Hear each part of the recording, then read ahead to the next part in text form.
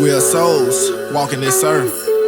We are stars sent from heaven, manifested in the flesh. You got to believe that. You have to know that I am I, and you are too. Third eye. Yeah. I close my eyes and silently sit in meditation, seeking the inspiration locked inside my soul state. The vibration within my soul makes my body warm. Lucid imagination coming forth through meditation. Vividly seeing a world full of bliss and happiness. This world would change if the collective. What's up, everybody? Thank y'all for tuning in to the Spiritual Masters Podcast. I am J.A.A. And I am Asia B, the Chaos Queen. And we are here to bring you nothing but spiritual truth, facts, and perspectives on this Spiritual Masters Podcast. How's everything going today, Asia B? Everything is well. And you? I'm hanging in there. When we came in the door, you seen us dealing with some technical issues and things like that with setting up our Pro Tools and stuff, because we was trying to record some music and stuff since last night. And you came in and said it's a retrograde going on, right? Right. And I was like, I ain't kept up with that. I didn't know that was going on. But I said, as soon as you said it, I said, that makes sense, because we have not been able to get this technology to work for nothing. Mercury retrograde in Pisces. Really? Yes. So it's definitely been setting people back and messing with technology. Y'all, I gotta get my energy. I need my woo saw. We got the incense burning. Right. So you guys, let's get into the tea of the day. Today we're drinking stinging nettle. Stinging nettle. It tastes really, really good. So this contains, let's see. Okay, it reduces inflammation, treat enlarged prostate symptoms, may treat hay fever, blood pressure, and sugar control. Blood sugar control. So okay, I got into stinging nettle myself.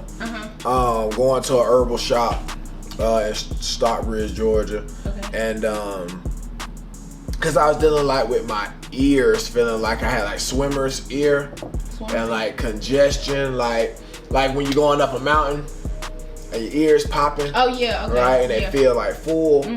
And the lady told me that stinging nettle helped me with congestion relief. Okay.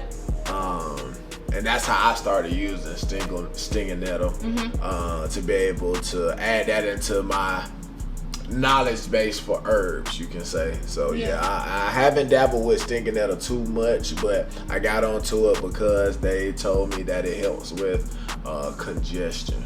Yeah. It tastes really good. It tastes like a peppermint-ish type of flavor. Yeah, I can see that. Yeah. It's really good. So yes, you guys, that is the tea of the day. And go check it out. Go get you some stinging nettle. Alright, so brothers and sisters, let us all come together for our daily bread. Our daily bread for today comes from the book The Kabbalion. Alright, it comes from the book The Kabbalion. I mentioned this in our last podcast episode about the book written by the three initiates called The Kabbalion, talking about the 7 universal laws. And I thought it would be best if I go a little bit further than just giving out what the 7 universal laws are, and wanted to focus on their meaning and the principles contained within each one of the universal laws. So of course, if I do a quick reiteration from last episode about what those 7 universal laws are for anybody that did not tune into the episode. The first one is the principle of mentalism. 2 is the principle of correspondence. 3 is the principle of vibration. 4 is the principle of polarity. 5 is the principle of rhythm. The principle of cause and effect is number 6, and number 7 is the principle of gender. Okay. So our quote for the principle of mentalism, to place it into perspective, is the all is mind, the universe is mental. All right. The quote for number 2, the principle of correspondence, is as above, so below. As below, so above. The principle of vibration, nothing rests, everything moves, everything vibrates. For number 4, the principle of polarity, everything is dual, everything has poles, everything has its pair of opposites. Like and unlike are the same. Opposites are identical in nature, but different in degree. Extremes meet. All truths are but half truths. All paradoxes may be reconciled. That is the principle of polarity. The principle of rhythm. Everything flows out and in. Everything has its tides. All things rise and fall. The pendulum swing manifests in everything. The measure of the swing to the right is the measure of the swing to the left, and rhythm compensates. That is the principle of rhythm. That is number 5. Number 6, the principle of cause and effect. Every cause has its effect. Every effect has its cause. Everything happens according to law. Chance is but a name for law, not recognized. There are many planes of causation, but nothing escapes the law. And lastly, the principle of gender, number 7. Gender is in everything. Everything has its masculine and feminine principles. Gender manifests on all planes. What you think about that, Asia B? Basically, I just feel like it's showing you like how everything is up and down in life. Or the ebbs and flows of life, right? Right, yeah. Exactly. Okay. Yeah, I can see that. So, like, mainly what I pick up when I look at the 7 Hermetic principles, 7 laws of the universe, however a person would want to put these 7 principles, I look at them as the foundation of everything that exists, right? And these 7 principles cannot be changed, right? Which shows that they are truth. They exist and they cannot be changed, right? And looking at each of these areas, like the principle of mentalism, right? It says this principle embodies the truth that all is mind. It explains that the all, which is the substantial reality underlying all the outward manifestations and appearances which we know under the term the material universe, the phenomena of life, matter, energy, and in short, all that is apparent to our material senses, is spirit, which is in itself unknowable and undefinable, but which may be considered and thought of as an universal, infinite, and living mind. All right, so we're saying the spirit, right? Saying like the spirit is equated to this unknowable force that we register in our minds as a universal and infinite mind. And our mind being a small copy of that one mind. Right? The all. Right? So would you say it's basically like the subconscious mind? Essentially, I would say not necessarily saying it is the subconscious mind, but the subconscious mind maybe being its root. Right? But you know, we got, conscious mind, subconscious mind, even to go in and say like a super conscious mind, etc. Right? So it's levels or different states of consciousness within the mind. But the mind itself in an abstract form, right, is spirit. Okay. Right? Also, like with the principle of correspondence, so again, everyone has heard as above, so below. As below, so above, right? As on earth, so in heaven, right? And vice versa. And of course, everybody knows like the Star of David, right? And they say it deals with Judaism, but this is also a symbol of as above, so below. Balance, equilibrium, the union between masculine and feminine energy, etc. Right? So like, this principle embodies the truth that there is always a correspondence between the laws and phenomena of the various planes and being of life. All right, so there's a correlation between how we think and what manifests in this world based off how we think. As above, so below, right? As within, so without, right? And the grasping of this principle gives one the means of solving many a dark paradoxes and hidden secrets of nature. There are planes beyond our knowing, but when we apply the principle of correspondence to them, we are able to understand much that will otherwise be unknowable to us. This principle is of universal application and manifestation on the various planes of the material, mental, and spiritual universe. It is a universal law. All right, tying everything back into the universe. So that is our daily bread for today, coming directly from the Kabbalion. So remember that the Kabbalion is a part of the S&P book list, and you can be able to learn more about this book and check out where you can purchase it from on the Spiritual Masters Podcast website. So make sure y'all tap in and tune in with that. All right, you guys, it's time for the Chaos Corner, where I throw J.A.A a series of questions to test his spiritual knowledge, and let's see if he can handle it. Oh, I don't know what these questions gonna be, but I'm ready for the Chaos Corner. Because I got some good questions this week. All right, let's see what you got. They're simple though. Okay.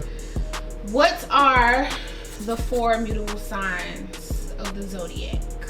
The 4 mutable signs of the zodiac. Ooh, okay. What it go? You say mutable, right? Cardinal, fixed, mutable. All right. So Aries. All right. Gemini.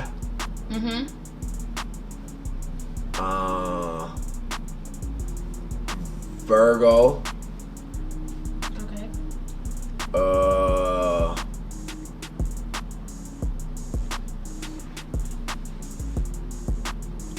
Libra. Is Libra one? No, Libra cardinal. Libra is cardinal or fixed. One of them. I think cardinal. Yes, cardinal. Oh, okay. So hold on. I said Gemini, Virgo, Sagittarius, and Pisces. Yes. Okay, yeah, you got them correct. Okay, name at least 3 types of divination practices. Okay.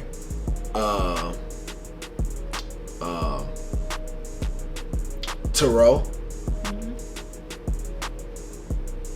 Like a tarot deck.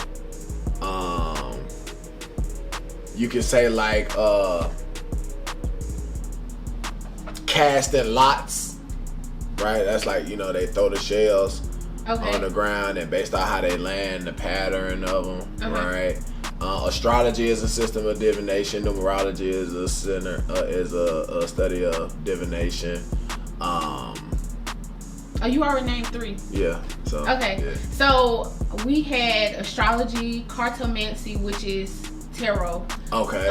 Clairaudience, clairvoyance. Okay. Crystallomancy, numerology, graphology, palmistry, and scribe. Okay. Yes.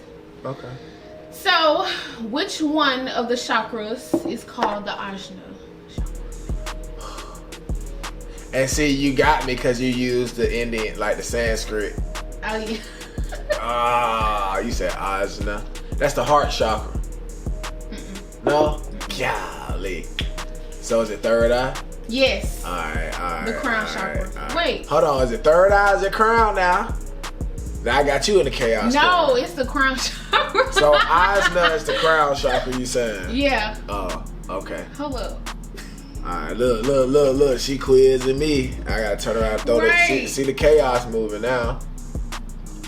Oh yeah, it's the crown chakra. Alright, there we go. Alright, so the chakra called Ajna. It's the third eye. Ah, what is it?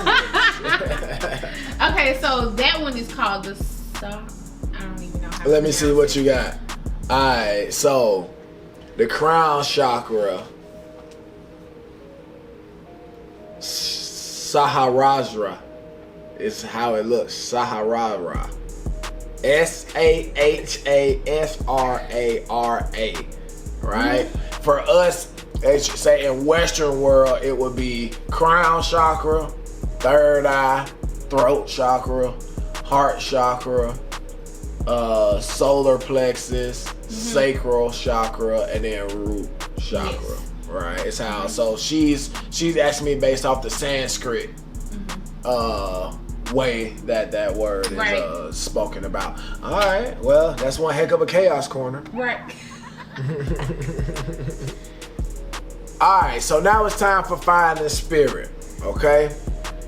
Finding Spirit is where we delve into one of our experiences from a spiritual perspective. And I wanted us to kind of delve in today so people can get to know more about us in the sense of how we think and how we connect to spirit. Because of course this is the Spiritual Masters podcast where we're here to help people who are on their own journey and path seeking and gaining knowledge of self.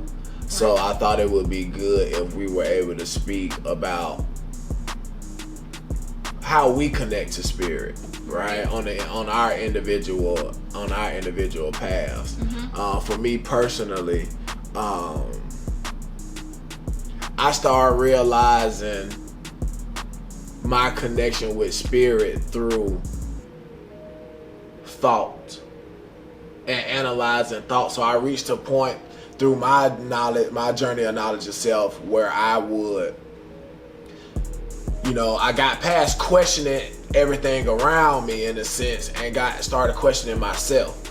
Okay. And then in questioning myself, I began to study my own thoughts and then realize what thoughts resonated with me and what thoughts coming through my mind did not resonate with me, which started teaching me that all your thoughts are not yours. Right? Yeah. And that thoughts come in and out of our energy field and our realm of awareness. Okay. And by learning myself and knowing what thoughts I resonate with and what thoughts I did not resonate with, it put me in a position to understand what my voice was. Okay. Right? I always tell people, you always got a voice in your head. You're always talking to yourself. Right? And then always having a voice in your head, always talking to yourself. Now, do you always think that voice is always you? Right? Do we get to a point where we realize that, hey, that's a commercial. That commercial ain't you. Right? So you're having a thought and a commercial playing in your mind or a song playing in your mind and you think that's you. Right. When it's not. You see what I'm saying? Okay. And then operating in that space, like I said, I've been able to start understanding what my voice is, and then understanding what my voice is, I've been able to ascertain that small, still voice like that they speak about in the Bible, and understanding, hey, that's your higher self, right? That's what we term God. That's what we call Jesus, right? And once we tap into that and realize the higher level of consciousness that comes from that, then we get the Christ and the Christhood, I feel like. So my primary way of connecting with the spirit is through thought. Again, through mind. Like we're saying, all is mind. So through mind, I've been able to, like I say, find that sacred place where I feel like God exists. Right? What about you? Let's see. How do I connect with spirit? I would say through numbers and like signs of like everyday life. So like music and numbers and animals is how I connect with spirit. I would say, let's see. I'm trying to give an experience on like how I connect with spirit through like music. So, like, what was one of those moments where you realized, like, I found spirit, right? Or I found God. Like, I know God real based off of this experience. Or I know spirit was working with me in this experience. You got any moments that you can recall where you like, I know spirit was present? Okay, so, and it happened this week too. So I was like feeling emotional this week, and so experiencing like different emotions, and so I felt like confused. And like about life and stuff, and we're gonna get into like the chaos aspect or whatever, but every time something like that happens, cats pop up into my experience. Black cats. So you're saying anytime you feel like spirit is present, yes, you usually tend cats are associated with it, right? Or as a symbol. Yeah. Okay. As a symbol. So I think that's about it. Okay. I need to look into, like, I never really thought about how I connected with spirit. Right. See, and I think that's important for all people to kind of, especially if you're on that journey trying to gain knowledge of self and you questioning things and trying to find your direct connection with spirit, which is, again, like I say, mysticism. Right. Is finding that connection and really honing in on what that connection is. Because I feel like that is what takes a person beyond belief. Okay. Is that state of knowing. I know from this experience where spirit was. You see what I'm saying? Versus like somebody who goes through a traumatic experience, car gets shot up, riddled with bullets, and they don't get hit one time. And they're able to tell you, like, bro, I know spirit was protecting me. I know I had a purpose, because most people don't make it out of that situation. Right. Yeah. So if somebody can move beyond trauma teaching them where spirit is, and then life in general just showing them where spirit is, because we cannot separate spirituality or spirit from life. You see what I'm saying? We cannot exist separate from God, even though we may think that we do. You get what I'm saying? Yeah. So I think that that's what people need to take from this segment of finding spirit, man. It's just making sure that they are able to focus on themselves, listen to their own thoughts. From listening to their own thoughts, ensuring that they take the time to understand what thoughts are theirs and what thoughts resonate with them and what thoughts are not theirs and do not resonate with them, so that they can start finding their voice. Through finding their voice, they find self, which is Jesus, and from there they are then able to ascend to Christhood. Is how I would want people to understand why it's important to find spirit. Right. Okay, you guys, now it's time to take you guys beyond the veil. And today we're going to get back into the chaos theory. Okay. And the book Power versus Force by David R. Hawkins. The hidden determinants of human behavior. So, I know last week I talked about, like, the meaning of the chaos theory. But from my experience, it's just all about unpredictability with chaos. Now, would you say with unpredictability, from your experience, are we saying that we should tend to exist in a place of us being unpredictable, or just understanding life is unpredictable? Understanding life is unpredictable. Okay. And with this book, I've realized how we're going to experience chaos, but it has a purpose in order to raise us up to the next level of consciousness. Okay. So last week I talked about, like, the different levels of consciousness, and the lower level of consciousness, which is apathy, is at 50. The vibration of, like, 50. And so it says this level is characterized by poverty, despair, and hopelessness. The world and the future look bleak. Pathos is the theme of life. Apathy is a state of helplessness. Its victims needy in every way. Lack not only resources, but also the energy to avail themselves of what resources may be available. Unless external energy is supplied by caregivers, death through passive suicide can result. Passive suicide. See, that has me thinking about the condition of our people in America, you can say, right?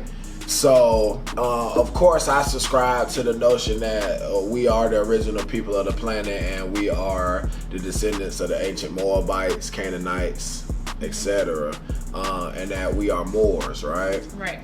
So I don't necessarily like to subscribe to calling ourselves black, right? Right. But I'm gonna use that for the sake of discussion. So our people, black people in America, right? Deal with trauma, have dealt with oppression, right? Have become victims, right? And in becoming victims, now we see a lot of our people nowadays sharing their trauma, sharing their pain, relating to people through them being victims, right? And then we have that, oh, woe is me mentality, right? Not understanding that the spirit sets chaos in motion, constant state of change. Things are in a constant state of flux. Right. So that we can raise to a higher state of consciousness. And we're the ones that always had to exist on our toes. Always having to watch our backs. Always having to question our loyalties and our trust for people, the community, the environment around us. Yeah. And in doing that, I can see, like you saying, that's because we are the ones who the universe right now is trying to shift our consciousness from here to here. Right? And then trying to shift our consciousness from one level to another level is going to put those forces up against us to cause us to have to think, to cause us to have to act, to cause us to have to move. But if you're a victim, you'll have passive suicide, like it said, right? Because, I'm a victim, I don't know what's going on. Not realizing if black people the number one consumers and spend $1 trillion in a year, you actually have the resources to be able to have your own nation. So that is like a really great way to put like how our people basically put themselves through passive suicide. So let's see, where did I stop off at? Indeed.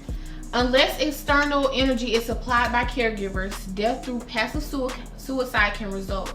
Without the will to live, the hopeless stare, blanky, unresponsive to stimuli until their eyes stop tracking and there is not even enough energy left to swallow proffered food.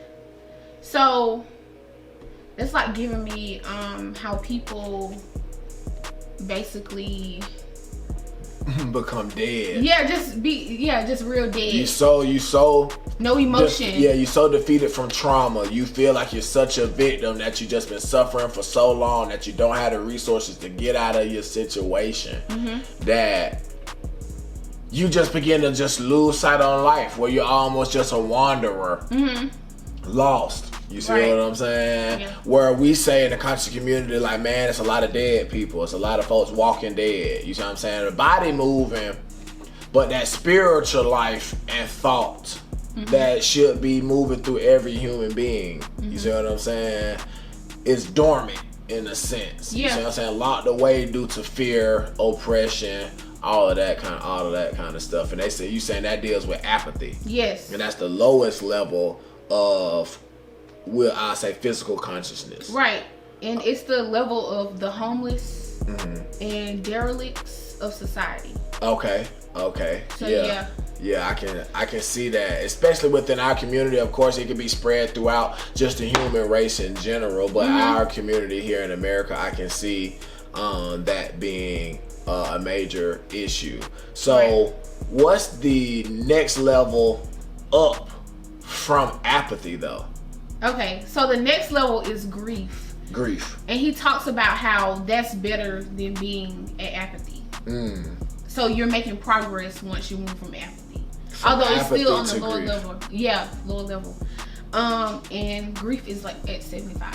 Okay, and what is that? How does he break it down? Okay, so it says this is the level of sadness, loss, and despondency. Most humans have experienced it for periods of time, but those who remain at this level live a life of constant regret and depression. This is the level of the chronic mourning, bereavement, and remorse about the past. Yes, I look at that as being someone who has been going through life's experiences and not understanding them. Yeah. So they turn around and they want the pity party. They don't realize that if you've been going through certain issues and staying in certain cycles and phases of life for 10, 20, 15, 20 years, and you always blaming somebody outside of yourself when you the only common denominator in all of those experiences, you fall in that category. Right. I can see. So I think it's very important. That's why you got to understand your thoughts, so that when you're going through experiences, you understand what's real and what's not. Therefore, being able to extract the lesson from it. And if you can extract the lesson from it, you will not repeat the cycle. Those who don't know their history are doomed to repeat it.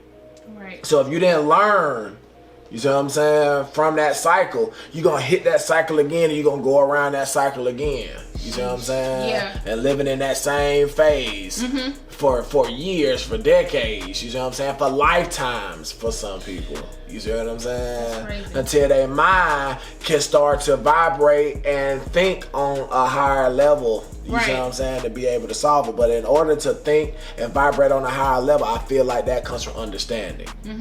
And most importantly, understanding your experiences. So yes, you guys, that is about it for Beyond the Veil. So again, before we leave Beyond the Veil, give them the book again. That's gonna be on the S&P book list. So this is Power versus Force by David R. Hawkins. So yeah, check it out. It's really, really good so far. Alright, so remember that the Spiritual Masters podcast is all about knowledge of self and helping those along their spiritual journey. As we continue to build the Spiritual Masters podcast, we're going to delve deeper and deeper into the information. Because we're just scratching the surface on some of this information, but I want to make sure that we don't give it all to the listeners and the viewers at one time. So I want to kind of slow feed. So I feel like this podcast is for those that are on the journey, spiritual journey of gaining knowledge yourself. But for those that are consistent studiers, they are like their own librarian, their own historians. Yeah. You can assist us on this podcast. Chime in, send us DMs on what should be spoken about, different excerpts from books that you think people should know about, things like that. I would say that you all make sure that you send that to us. You can send it to me on Instagram. You can send it to Asia B on Instagram, so that we can kind of see your thoughts. But the main purpose of this podcast is to help those that's crossing over from ignorance or the Matrix, people would say, crossing over into a more spiritual life, and they're trying to come out of religion, for example, or understand their religion better, and want to connect with the higher information that they haven't heard before. So I want to make sure that this podcast is information based, man. So make sure y'all stay locked in with us on the Spiritual Masters podcast. So I am J.A.A. Make sure y'all follow me on Instagram at J.A.A Speaks. And I am the Chaos Queen, Asia B, and you can follow me on Instagram at chaosxqueen_. Make sure you all subscribe to L.E.A.D TV and check out the Spiritual Masters podcast website.